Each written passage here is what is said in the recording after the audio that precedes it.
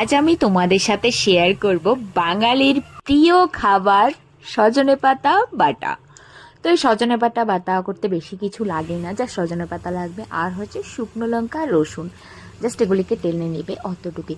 আর আমাদের এখানে তো বুড়ি বুড়ি সজনে পাতা পাওয়া যায়, বাট এখানে তো পাওয়া যায় না। এখানে আমি একটা মুঠো নিয়ে এসেছিলাম 20 টাকা দিয়ে, অনেক দিন বাদে দেখলাম আর দেখে লোক সামলাতে পারলাম না, নিয়ে এলাম।